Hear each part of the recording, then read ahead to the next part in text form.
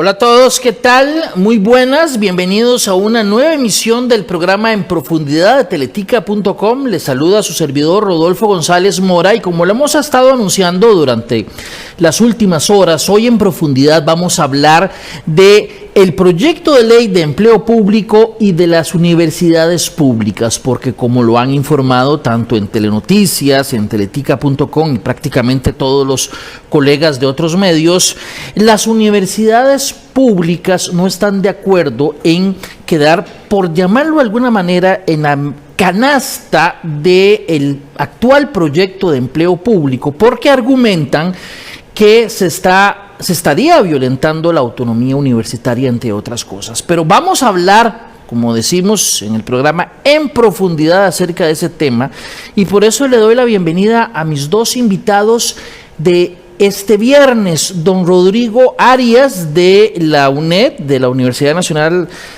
de la Universidad Estatal a Distancia, la UNED. Don Rodrigo es el rector, y don Francisco González, que sí es el rector de la Universidad Nacional y que también en este momento ostenta la presidencia de del Consejo Nacional de Rectores. A don Francisco, a don Rodrigo, muchísimas gracias por acompañarnos en profundidad este viernes. ¿Qué tal? Muy buenas tardes, don Rodolfo. Muchas gracias por la invitación y por supuesto que también buenas tardes al colega rector, don Rodrigo Arias. Un gusto estar acá. Muchas gracias, don Rodolfo, por la invitación. Un cordial saludo a usted y a todas las personas que siguen este programa o que lo escucharán después. Y también un cordial saludo a don Francisco. Estamos a la orden. Bien, les cuento que cuando anunciamos este programa ayer en horas de la tarde, empezamos a recibir una serie de comentarios que me hizo ver que ustedes aquí tienen dos grandes retos. El primero, explicar por qué ustedes consideran que este proyecto de ley de empleo público atenta contra la autonomía universitaria. Pero dos, viendo los primeros comentarios que ponía la gente en el post que anunciaba este programa, veo que la gente critica con dureza el tema de que las universidades no quieran estar dentro de la ley marco de empleo público. Voy a mostrarles muy rápidamente, para que tengamos una idea todos de lo que estoy diciendo, una serie de comentarios de los usuarios de las redes. Por ejemplo, cuando lo anunciamos, don Rafael Alberto Rojas Rodríguez dice: si los costarricenses no les damos dinero, podría hablarse de autonomía. Tenemos otro comentario por acá, dice Mercedes López: sin saber mucho del asunto, y que son como un país chiquitito dentro de otro país pequeño, en el caso de Costa Rica, las hay más grandes y todas se creen santuarios intocables. Vamos con otro. Doña María dice: fiesta con fondos públicos. ¿Qué otro comentario tenemos por ahí? Don Jorge Chavarría Segura: el día que no se financien con los recursos de los costarricenses pueden clamar por independencia, antes no. Don Andrés Carvajal: porque son unos tagarotes que saquean las arcas del Estado. Esos son algunos comentarios. No sé si tenemos otro más por ahí con esos y otros que estoy seguro que mucha gente va a opinar al respecto en este tema durante el programa. Quisiera empezar. Hay una percepción, don Francisco, don Rodrigo, quisiera que ustedes se refirieran a ella, en el sentido de que no se puede hablar del todo de autonomía, aunque esté consagrada en la Constitución, si se recibe fondos públicos de todos los costarricenses. Empiezo con don Francisco. ¿Qué piensa? Sí, bueno, en primer lugar, quisiéramos dejar bien en claro, y ahora en vivo, pues, lo podemos hacer. En algunos momentos lo hemos hecho en comunicados, lo hemos hecho en videos, en audios, pero solo sale la parte que se quiere exponer y no el mensaje completo. Lo que quisiera yo señalar es que estamos absolutamente comprometidos, los rectores, y absolutamente también convencidos de que tenemos que generar una revisión profunda de las estructuras salariales de las universidades. Y esto es fundamentalmente en el mismo marco de la autonomía universitaria y porque reconocemos que hemos llegado a alcanzar niveles complejos de sostenibilidad financiera y que el tema de la masa salarial tiene que ser revisado. Ahora bien, no es un tema nuevo, sino que ya hemos venido realizando diferentes acciones y es importante también que la comunidad nacional pueda comprender que las universidades en los 2 últimos años hemos ajustado los presupuestos en vista de postergaciones, de recortes o ajustes por un orden multimillonario. Para el 2020, las universidades ajustamos cerca de 48.000 millones de colones y para el 2021, con el ajuste que se hizo como resultado de la pandemia, llegamos también a acuerdos con el gobierno y se postergó el recurso del FES por cerca de 28.000 millones de colones. Es decir, 80.000 millones de colones en 2 años. Eso también significó que tuvimos que hacer ajustes internos en las estructuras presupuestarias. Este año las universidades no tienen aumento por anualidad, tampoco aumento por costo de vida y se han aplicado, y esto es muy importante también, que me gustaría ahora profundizar, y no dudo que don Rodrigo también lo vaya a hacer, en las implicaciones que tiene en la actualidad para todas las instituciones públicas de la aplicación de la ley 9635 o ley de finanzas públicas que fue aprobada hace prácticamente 2 años, ya como una ley de la República.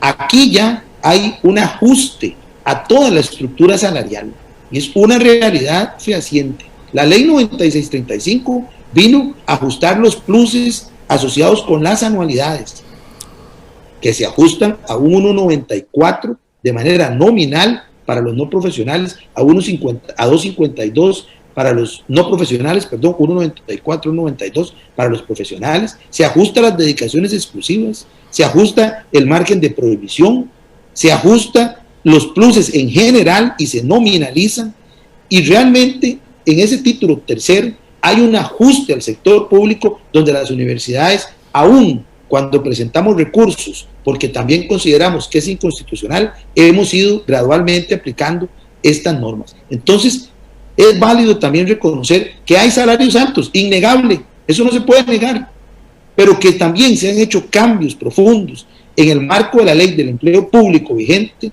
es también una realidad importante de comentar. Finalmente, en esta primera intervención, quisiera también señalar que este compromiso por revisar nuestras estructuras salariales es un compromiso que vamos a estar ratificando en los próximos días con un comunicado abierto que queremos hacer para manifestar de manera concreta que esta es una realidad a la cual nosotros nos vamos a comprometer y reconocemos que tiene que ser urgente esa serie de medidas. Don Rodrigo, voy con usted y recuerdo la pregunta que planteaba a partir de los mensajes y la percepción que hay a partir de estos mensajes de los usuarios. Pareciera que la queja o la crítica principal es que se dice, nosotros tenemos autonomía, las universidades, para usar la plata según nuestra propia decisión, pero lo que reclaman estos mensajes es, sí, pero la plata se las damos todos. Don Rodrigo.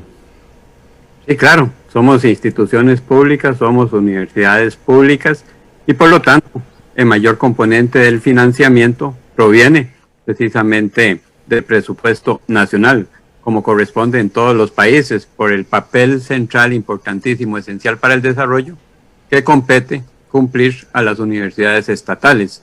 Ese es el reconocimiento que viene establecido en nuestro país desde el artículo 85 de la Constitución Política. Yo siempre cito una frase de don Rodrigo Facio y voy a empezar por ahí en esta oportunidad. Cuando en la Constituyente del 49, él defendió que debía quedar no solo la autonomía resguardada en la propia Constitución, sino también el financiamiento para la universidad definido en la Carta Magna, luego de que explica y justifica todas las razones para que puedan desempeñarse con independencia las universidades en la labor que les corresponde, termina diciendo esto, que para mí es una frase muy fuerte y muy significativa. Dice que si estamos de acuerdo con todo lo anterior, debemos de concluir que solamente un abogado puede tener la universidad. 2 puntos. El propio texto de la Constitución. Y dichosamente quedó así, porque no está sujeto a los vaivenes de la política, no está sujeto a los gobiernos de turno, que podrían, como ha sucedido en Centroamérica y en muchos países de Latinoamérica, intervenir directamente en las universidades públicas a lo largo de las décadas. Todo tipo de gobiernos, en diferentes momentos de la historia de Latinoamérica, han intervenido en las universidades públicas. Nosotros tenemos un escudo constitucional valiosísimo que no podemos perder y que ahora estamos defendiendo como corresponde. En ese sentido, creo que hay desinformación y que tal vez nosotros mismos somos culpables de no haber posicionado bien ante la ciudadanía lo que significa el concepto de autonomía. No voy a repetir todo lo que Francisco dijo, de lo cual hay evidencias, hay comunicados de CONARE continuos, pero a veces no se les pone la atención correspondiente, pero todo ello está sustentado en acuerdos que se han venido llevando adelante desde cada universidad o desde el CONARE en estos últimos años. ¿Que han habido excesos? Sí, han habido excesos, pero esos no se corrigen violentando la autonomía universitaria, esos no se corrigen diciéndole al Poder Ejecutivo, órgano político, que entre a las universidades a definir esos elementos del quehacer institucional. Hay una frase, también la voy a leer rápidamente para no abusarme con el tiempo, de la Sala Constitucional, donde está referida al significado del concepto de autonomía. Después de que explica por qué es importante, dice lo siguiente: significa, para empezar, con una parte de sus aspectos más importantes, que aquellas, o sea, las universidades, están fuera de la dirección del Poder Ejecutivo y de su jerarquía, que cuentan con todas las facultades y poderes administrativos necesarios para llevar adelante el fin especial que legítimamente se les ha encomendado, etcétera, etcétera. Ese es el voto 1393 de la Sala Constitucional. Nosotros, ante una situación como la actual, defendemos el valor de la autonomía. Y hemos insistido una y otra vez, don Rodolfo y todos los que escuchan este programa, que la autonomía no solamente es importante para nosotras, que lo es, pero también es importante para el sistema democrático nuestro en Costa Rica. Sin autonomía habría una limitación a una de las instituciones cuya naturaleza es levantar la voz cuando corresponde, incluso contra el gobierno.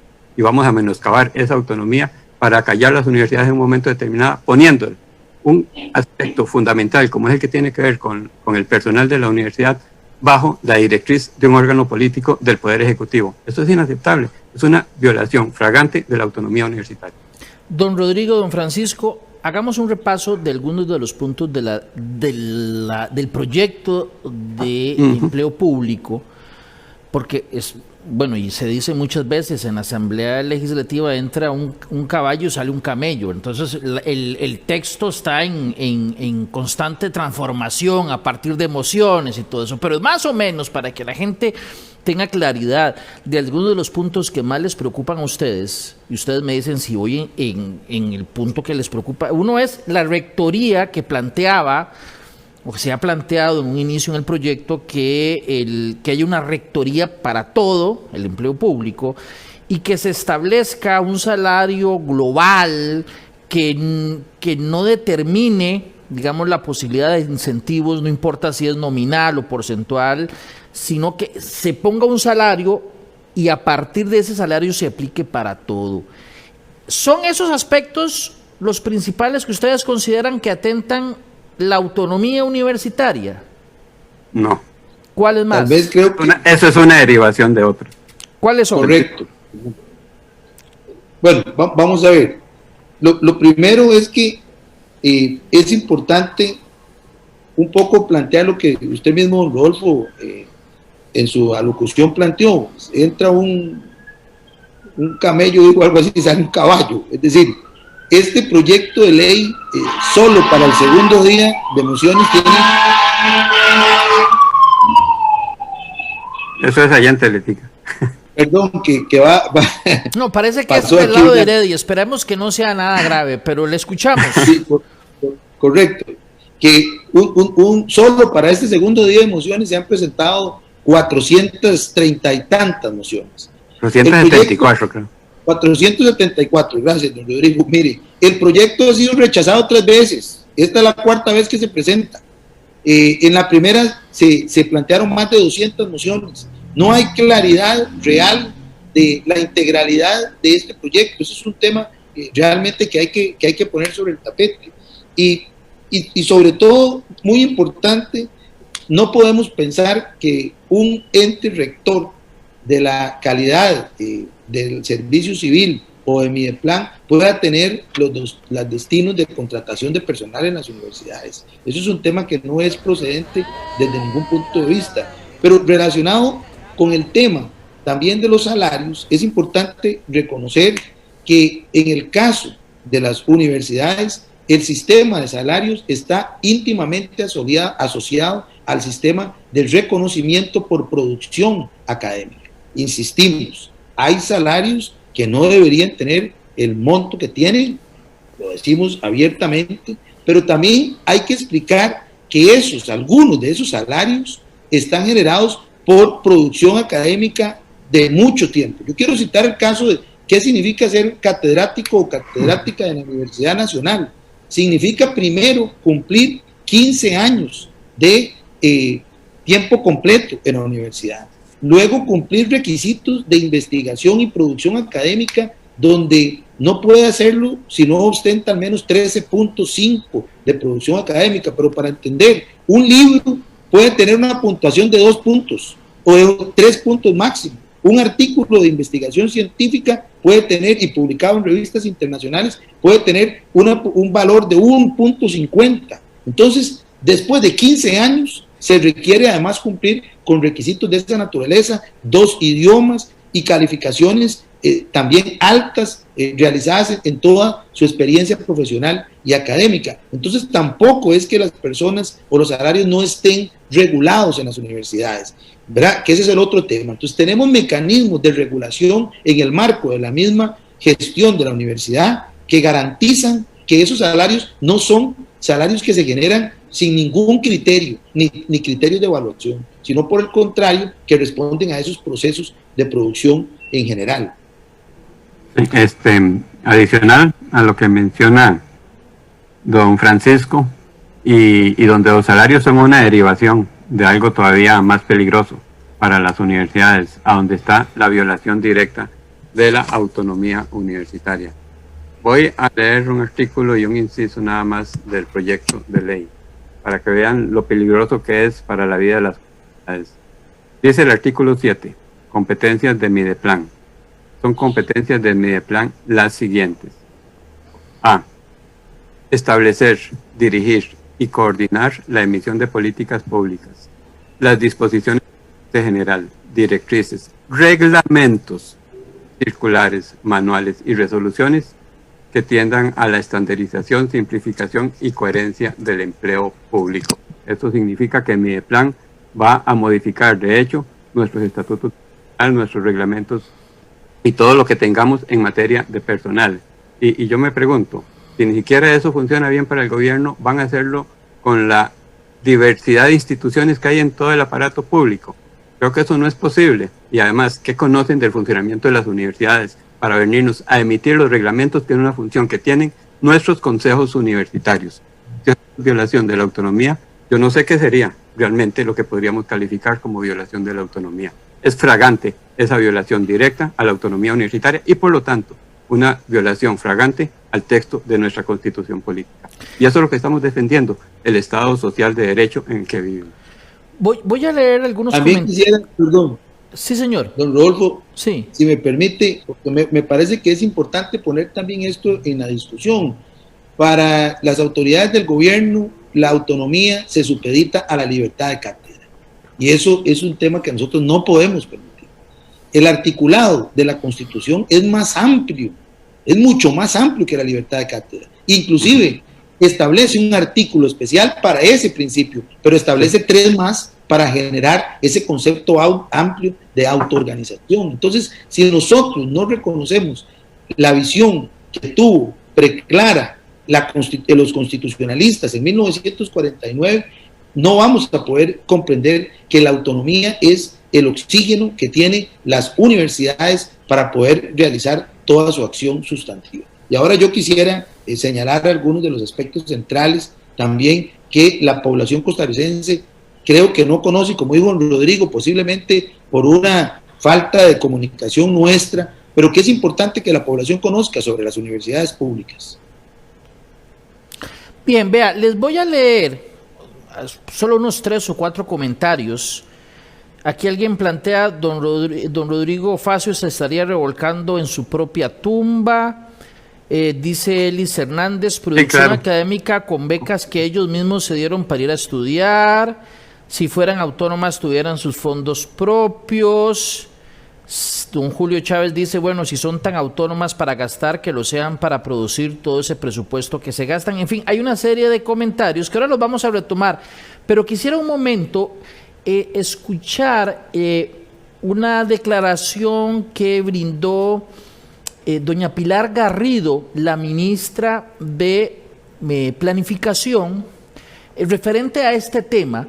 Y ya volvemos con don Francisco y con don Rodrigo. Escuchemos lo que dijo doña Pilar acerca de precisamente esta discusión del empleo público y las universidades públicas. El proyecto de ley marco de empleo público pretende orientar la acción entre el Estado y la administración pública en 3 ejes. El primero, buscar estar muy apegado a todo lo que es el bloque de legalidad de nuestro país, desde la constitución política hacia el otro conjunto de las normas. El segundo, busca también la equidad salarial. Hay muchas diferencias para personas que hacen el mismo trabajo y que ganan 3 millones más, 300.000 colones más, y que no está justificado. Y el tercero es también poder garantizar mejores condiciones para unificar criterios y mejorar la eficacia de la acción pública. Este proyecto no lesiona de ninguna manera la autonomía universitaria, ni mucho menos la libertad de cátedra. Por el contrario, lo que pretende es dotar de mayor sostenibilidad a las instituciones de educación superior y que los ahorros que se generen por concepto de eficiencias en el establecimiento del salario global puedan ser destinados a más becas, a más infraestructura, a mayor equipamiento, a mayor investigación, que se revierta en el desarrollo de nuestro país y en la calidad de la educación que reciben las y los estudiantes. Era doña Pilar Garrido, ministra de Planificación, refiriéndose a este tema, y quisiera preguntarle a don Francisco y a don Rodrigo qué opinan de lo que acaba de decir doña Pilar. Es un poco lo que antes, sin saber que se iba a poner este video, ¿verdad?, me refería. Hay una visión pues muy limitada de lo que es la autonomía universitaria, reducida a la libertad de cátedra, cuando es mucho más. Y aquí tenemos que reconocer que la Constitución es clara en reconocer la capacidad de organización, de gobierno y de gestión en términos generales que se tiene desde los principios básicos de la Constitución. Entonces, sin duda, y don Rodrigo acaba de poner un ejemplo muy claro de cómo se violenta directamente a través de este proyecto la autonomía. Yo voy a poner otro, y es que imagínense cómo van a establecer escalas salariales que no contemplen, por ejemplo, la singularidad de la producción académica.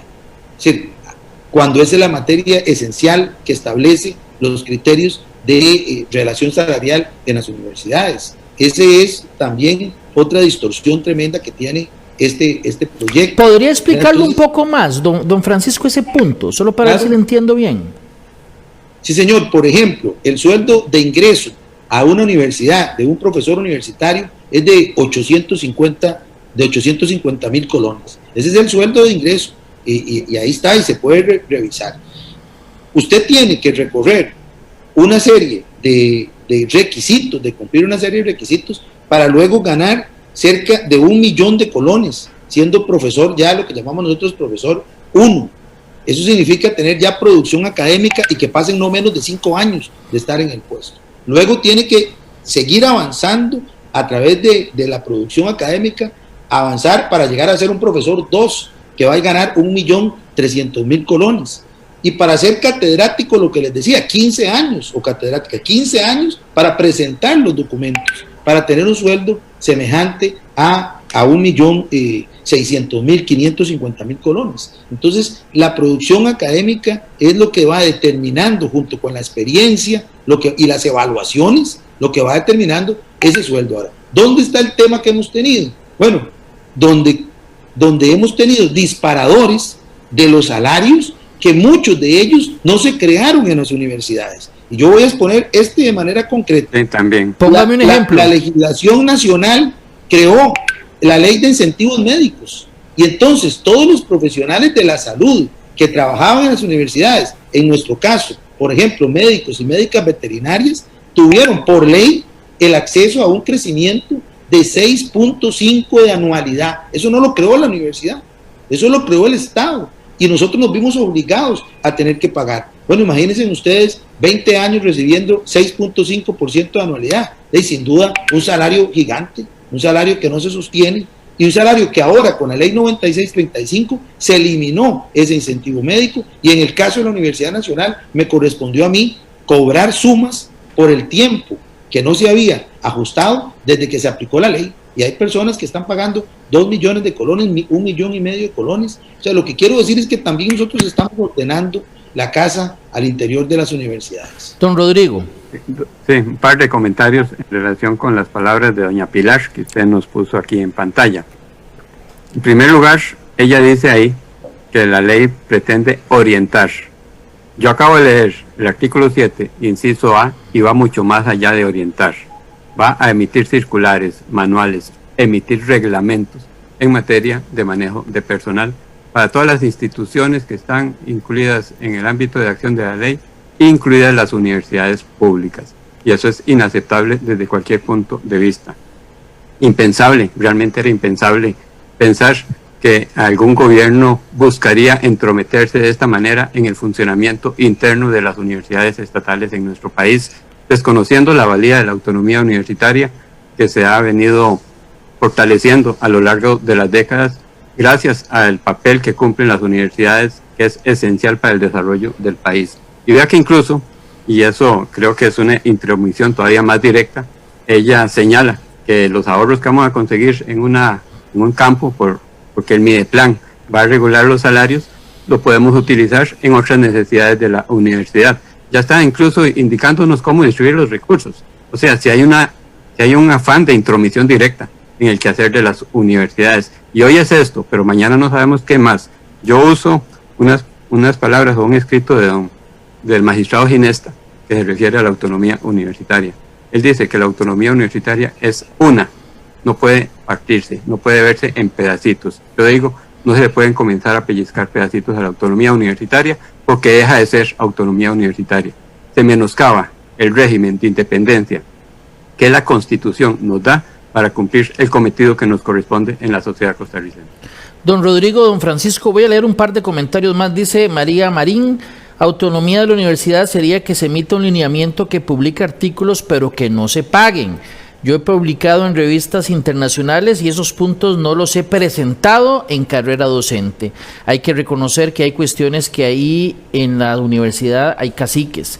Dice Tom Dittel: como profesional me ofende de sobremanera que haya en la Asamblea Legislativa diputados que no tienen título universitario decidiendo sobre temas que ni tan siquiera conocen. Da vergüenza meterse a ver el currículum de varios diputados y ver que no tienen ni idea de lo que es una universidad. Yo tenía una pregunta, don Francisco y don Rodrigo, nada más para aclarar este tema que mencionaba don Francisco.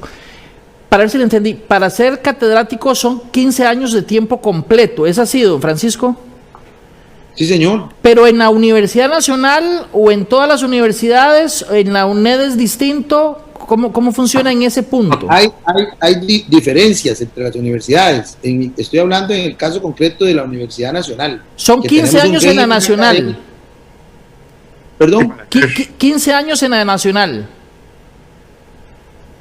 Sí, señor. ¿En la UNED cuánto es, don Rodrigo? También, en eso todas tenemos sistemas muy parecidos. En la UCR también. Años de ejercicio docente. No conozco aquí los detalles de cada una. ¿Podría ser distinto? Podría tener alguna diferencia, pero todas son de periodos muy largos de tiempo para alcanzar un nivel. Depende de la autonomía de cada universidad, por decirlo de alguna manera. Sí, correcto, un poco de la historia institucional, no hay duda, ¿verdad? ¿Qué pasaría, don Francisco y don Rodrigo? Les pregunto, porque ahora don Rodrigo dijo un punto que es muy válido y muy legítimo, que los gobiernos cambian y que las cosas cambian dependiendo de muchas veces el gobierno, y por eso es necesario establecerlo en normas constitucionales, por ejemplo, en el ordenamiento jurídico. ¿Qué pasa si el día de mañana ustedes no están, pero digamos que llegan otros rectores dentro de 5 años y dicen, hagamos algo, que para ser catedrático no se ocupen 15 años, que se ocupen 3? ¿Podría hacerse eso? No, lo que pasa es que... Alguien puede presentarlo, pero que se apruebe no es nada No, pero yo, podría aprobarse en el Consejo. No, pero es que son criterios muy bajos y la universidad, por el contrario, las universidades somos serias. No, O sea, yo no dudo, don Francisco, que ustedes lo vean mal, pero por eso dije, hipotéticamente, en el futuro, digamos 10 años, alguien dice, bajémoslo a 3, se puede bajar a criterio de la universidad. Sí, señor. Sin embargo, la tendencia más bien es aumentar, don Rodolfo. Sí. Por ejemplo, ahora claro, pero lo que quiero decir es que los años. la tendencia actual, Claro. pero como dijo don Rodrigo, si cambia un gobierno puede cambiar la dirección de ese gobierno. Si dentro de 10 años la Universidad X dice, no, que sean 3 años en lugar de 15, o que no entremos en tanto, sino que se pague tanto, eso también puede variar hacia arriba, aunque la tendencia actual sea hacia abajo. Sí, ahí en ese punto, pues nosotros estamos también, como decíamos al principio, muy claros de que tenemos que generar un sistema universitario unificado y estamos apostando a eso y nos estamos comprometiendo a eso y mocionamos y presentamos una moción que ha sido acuerpada por diputados que la han presentado y diputadas, que decimos que nosotros nos comprometemos a tener una estructura salarial universitaria única en el marco de nuestra autonomía y respetamos los principios de la ley del empleo público. O sea, que las mismas universidades establezcan su propia ley normativa, de empleo universitario, digamos. Efectivamente, eso lo hemos venido planteando esta última semana. Y que era el espíritu también de uno de los primeros proyectos de ese proyecto de ley, que se crearan familias y que la familia tuviese una relativa independencia, ¿verdad? El problema es que el modelo en el cual se ha tratado de generar este proyecto y en el golpe de tambor que se ha generado, pues ni siquiera tiene una idea de hoy cuál va a ser el proyecto que va a terminar, el lunes o martes o miércoles.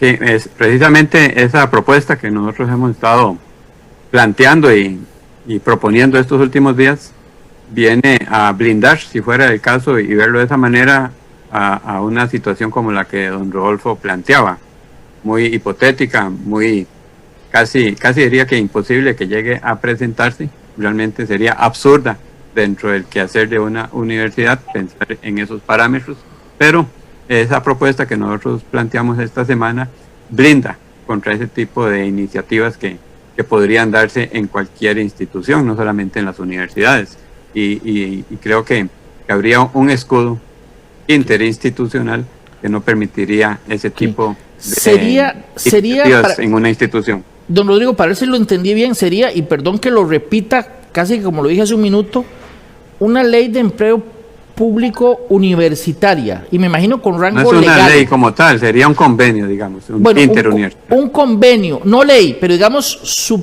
propia estructura de empleo público universitaria que incluya todas las universidades estatales. Efectivamente, es lo que estamos planteando y que queremos avanzar rápidamente en esa dirección. Cuando dicen avanzar, ¿qué es? ¿Que van a presentar un texto o van a tener algo, digamos, en las próximas semanas, ya en blanco y negro, para ver algo, digamos, un poco más Lo primero es el compromiso, ¿verdad? Lo primero es el compromiso que vamos a hacer público y suscribirlo. Lo segundo es que si esta ley del empleo está planteando 2 años, es porque definitivamente ordenar el tema del empleo no es fácil. Y nosotros también tenemos que respetar ordenamientos jurídicos que tenemos en las diferentes universidades, y por lo tanto no es tampoco tan sencillo decir que va a ser en 5 meses o en 6 meses. No, estamos planteando inclusive 3 años para tener ya el sistema en pleno funcionamiento. ¿verdad? Este es nuestro principal compromiso. Ahora, yo quisiera, don Rolfo, si usted me permite, claro, una observación que hizo usted algún comentario. Uh-huh. Sí, ¿qué significa para un país tener universidad pública? Que es un tema importante. ¿Qué significa? Significa la responsabilidad que asume el Estado de que la educación es vista y entendida como un bien público social y como un derecho humano. Nosotros tenemos, y yo voy a citar 5 aspectos centrales que posiblemente la ciudadanía, y lamentablemente si nosotros no hemos logrado tener ese posicionamiento, desconoce. Uno, es que nosotros admitimos cerca de 110,000 estudiantes en todo el sistema universitario, y eso es una buena cantidad de formación.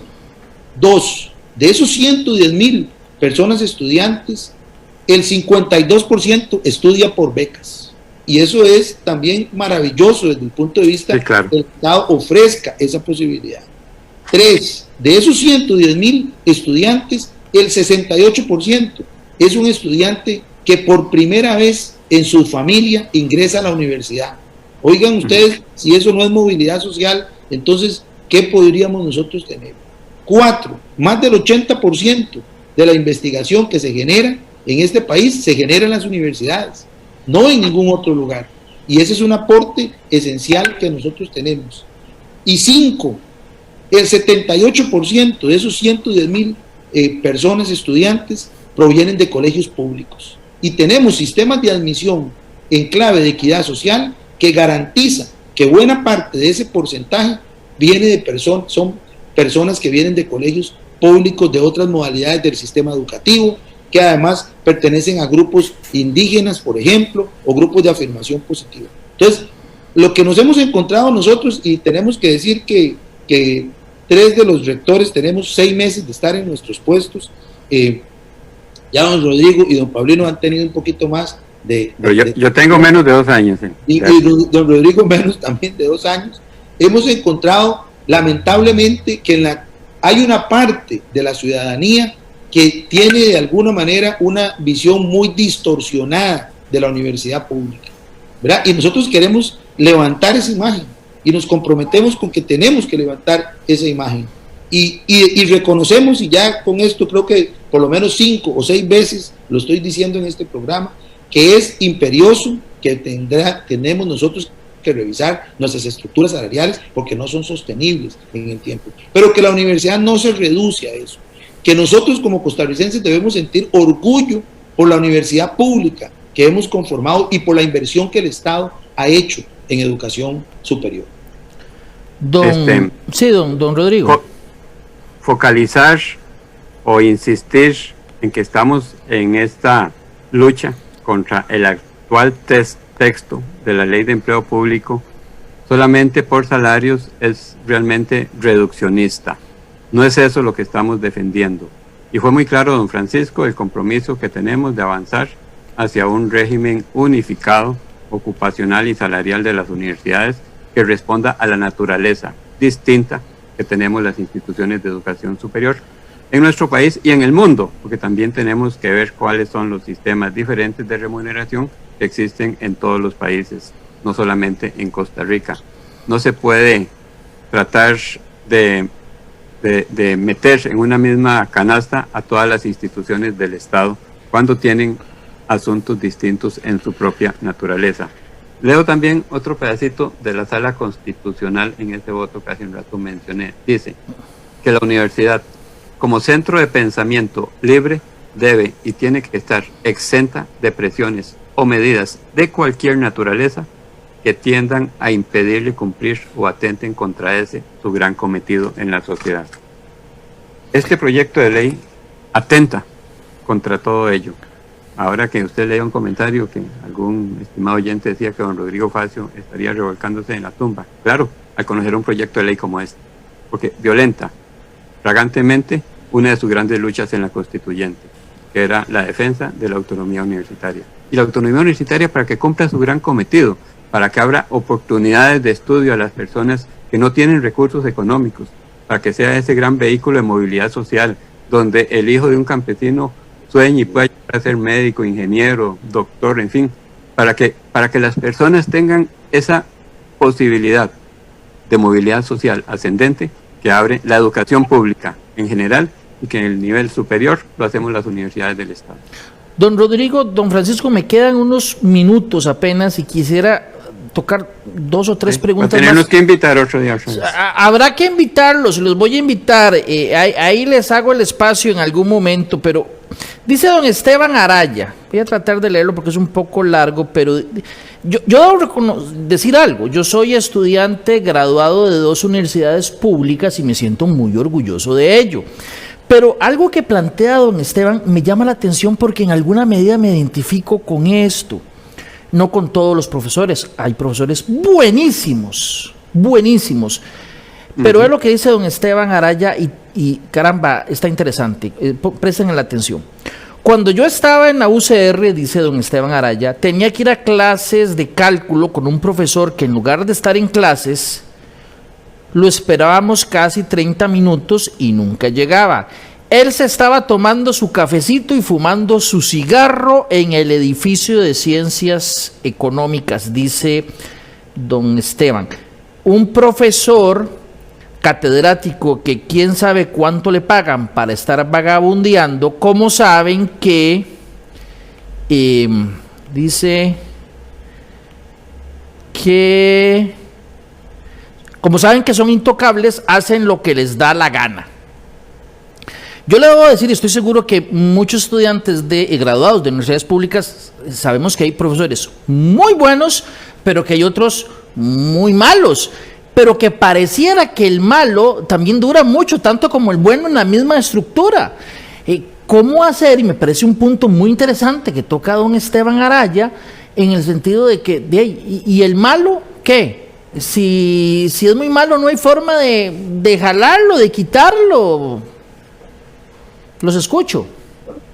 Bueno, hay mecanismos que tienen las instituciones para evaluar el desempeño. Sin embargo, pues tenemos que yo por lo menos quisiera ser muy transparente y decir que allí también tenemos que hacer cambios, que allí tenemos que tener también más rigurosidad. Pero no es la mayoría, y como en todo lugar, en todo habrá excepciones. Yo pudiese citar todo lo contrario, ¿verdad? Una gran cantidad de compañeros y compañeras catedráticas que, por ejemplo, a la hora de realizar un proceso de investigación o de realizar una determinada investigación en laboratorio, pues pasan más de las horas a las cuales se les remunera, fines de semana. Un investigador, una investigadora y los que hemos estado en esos ámbitos, pues no tenemos horario y lo hacemos con toda la pasión del caso.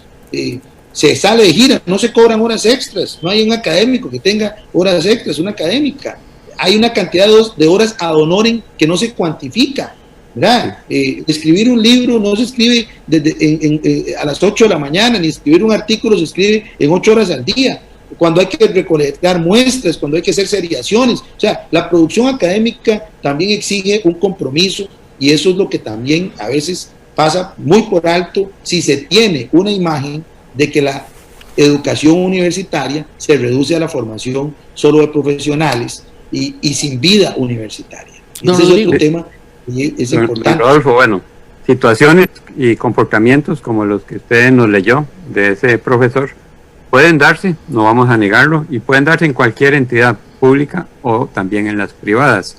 Todas tenemos mecanismos para responder a esa situación, ya sea para corregirlo o en última instancia incluso para sacarlo de la planilla institucional siguiendo los mecanismos y los procedimientos establecidos. Pero también debemos de ver la otra cara de la moneda.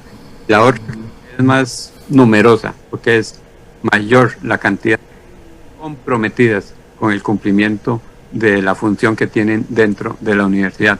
Y lo vimos muy claramente ahora en el año 2020, en medio de la pandemia que hemos sufrido, la transformación que tuvimos que llevar adelante las instituciones educativas, la respuesta de las profesoras y los profesores y todo el personal de apoyo para que siguiera adelante el curso lectivo con las modificaciones profundas que tenían que llevarse adelante, que requirieron montones de tiempos adicionales para que pudiera salirse adelante, que requirieron capacitación rápida en muchos casos para aprovechar las plataformas que se están adoptando, para cambiar la forma de enseñar, para tratarnos de amoldar a una variable externa tan fuerte como la derivada del COVID-19, que nos obligó entonces a dar no minutos, sino días y semanas y tiempo extra para que la entidad universitaria pudiera seguir adelante cumpliendo el papel que le corresponde, que pudiéramos seguir adelante con los procesos formativos de las poblaciones estudiantiles que atendemos en todo el país.